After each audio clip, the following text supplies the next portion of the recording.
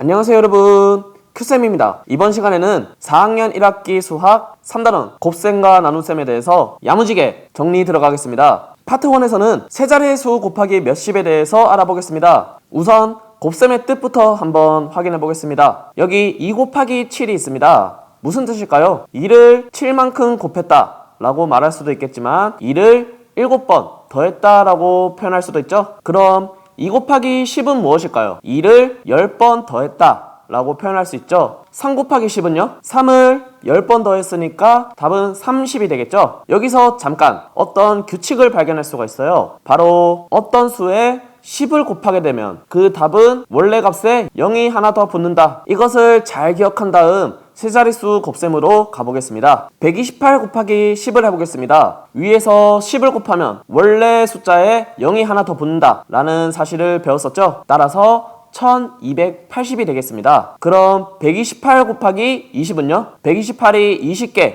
있다라는 거죠. 그림으로 나타내면 이렇게 표현할 수 있습니다. 근데 큐쌤은 여기서 2개씩 묶어줄 거예요. 128을 2번 더한 다음 거기에 곱하기 10을 하면 되니까 0을 하나 더 붙여줘서 2560이 됩니다. 그렇다면 128 곱하기 50은요? 128을 5번 더해준 다음 그 값에 곱하기 10을 해주면 되겠죠. 640 그리고 거기에 곱하기 10을 한 값이니까 6400이 나오겠습니다. 이런 식으로 10, 20, 40, 70과 같은 몇십을 곱할 때에는 1, 2, 4, 7을 먼저 곱한 다음 그 값에 0을 하나 더 붙여주면 계산을 쉽게 할 수 있을 것입니다. 파트 2에서는 세 자릿수 곱하기 두 자릿수에 대해서 배워보겠습니다. 3 곱하기 13이라는 수를 그림을 통해서 알아볼게요. 개수를 세어보면 39개라는 것을 금방 알 수 있습니다. 하지만 우리는 이것을 3 곱하기 10 그리고 3 곱하기 3 이렇게 두 부분으로 나눠서 계산을 해볼 건데요. 첫 번째 부분은 3이 10개 있으니까 30, 두 번째 부분은 3이 3개 있으니까 9. 따라서 첫 번째 것과 두 번째 것을 더하면 39가 됩니다. 이번엔 11 곱하기 24를 해보겠습니다.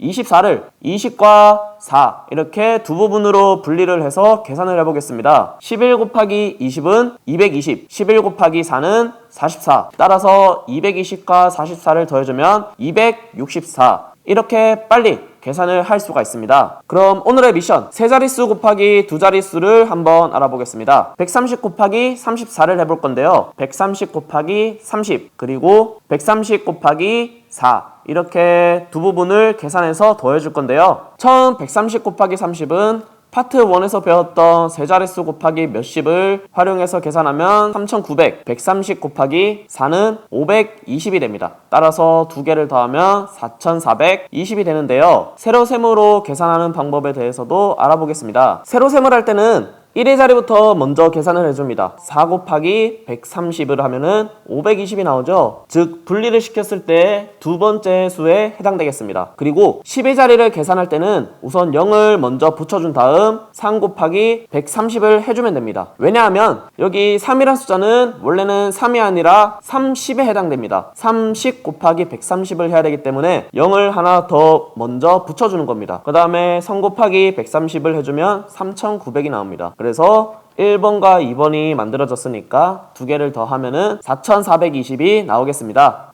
파트 3에서는 세 자릿수 나누기 몇십에 대해서 알아보겠습니다. 나눈다 라는 것은 무슨 뜻일까요? 간단하게 몇 묶음으로 만들 수 있는가 입니다. 12 나누기 3은 12를 3개씩 묶었을 때 총 몇 묶음이 나올까 라는 문제죠. 따라서 4묶음이 나온다 라는 것을 알 수 있습니다. 150 나누기 30도 마찬가지입니다. 한 묶음은 30, 두 묶음은 60, 다섯 묶음은 150. 따라서 5묶음이 나오게 되겠습니다. 이렇게 정확하게 딱 몇 묶음 몇 묶음으로 만들어지면 좋을 텐데 나눗셈에서는 그렇지 않은 경우가 훨씬 많습니다. 여기 170 나누기 30이라는 수를 볼게요. 30을 5묶음으로 묶으면 150이었죠. 하지만 6묶음을 묶게 되면 180입니다. 즉 6묶음으로는 묶을 수가 없고 5묶음까지 묶은 다음에 20이 남게 되죠. 나눗셈에서는 이런 수가 훨씬 많다라는 말입니다. 이것을 세로셈을 통해서 한번 알아보겠습니다. 170보다 작은 수 중에서 170과 가장 가까운 수를 찾아야 합니다. 4묶음일 때는 170보다 많이 작고 6묶음일 때는 170을 넘어가 버리기 때문에, 즉 몫이 5가 되고 150을 여기서 빼주게 되면 20이 남게 되죠. 나눗셈을 이렇게 해주면 되겠습니다. 파트 4에서는 세 자릿수 나누기 두 자릿수에 대해서 알아보겠습니다. 원리는 세 자릿수 나누기 몇씩과 똑같습니다. 다만 두 자릿수가 17, 31, 46 이렇게 조금 계산하기 불편한 수들이 많이 나오기 때문에 신경 써서 계산을 해줘야 됩니다. 310 나누기 23을 해보겠습니다. 23개씩 묶으면 총 몇 묶음이 나올까요? 하나, 둘, 셋, 넷, 즉 13묶음이 나오고, 그리고 나머지가 11개가 남겠죠? 이것을 내가 잘 묶었는지 다시 확인하기 위해서는 23개씩 묶었던 것을 다시 곱셈을 통해서 계산해주고 나머지 11을 더해주면 됩니다. 계산을 한번 해볼게요. 23 곱하기 13을 먼저 해줘야겠죠? 왜냐하면은 묶은 것들을 먼저 다 풀어줘야 되기 때문에 299가 나오고, 그 다음에 나머지 11 있는 것을 마저 더해주면은 310이 나오죠. 따라서 내가 계산한 것이 맞다 라고 생각할 수 있겠네요. 세로셈을 통해서 한번 알아볼게요. 310 나누기 23을 이렇게 표현하죠. 하나씩 보겠습니다. 처음에 3 나누기 23을 할 수 있는가 없는가, 그것부터 확인해야 됩니다. 계산할 수 없죠? 그러면은 처음에 자릿수를 헷갈리지 않기 위해서 0을 써주고 31을 묶어주겠습니다. 그럼 두 번째 31 나누기 23을 계산할 수 있을까요? 그렇죠, 계산할 수 있죠. 몫이 1이고 23이 됩니다.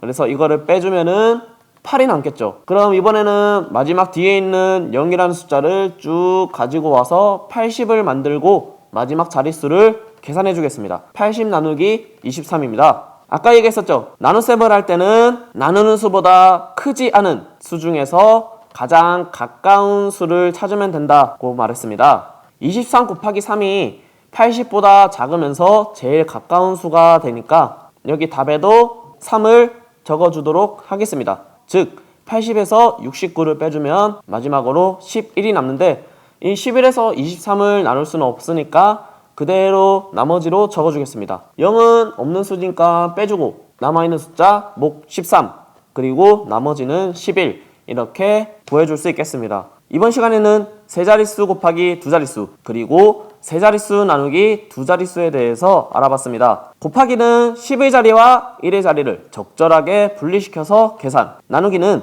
자릿수에 맞게 나눌 수 있는가 또는 없는가, 이것을 잘 판단하고 나누어지는 수에 가장 가까운 수를 빨리 파악해서 몫을 찾아내는 것을 생각한다면 금방 계산의 고수가 될 수 있을 거예요. 오늘은 여기까지. 야무진 큐쌤이었습니다.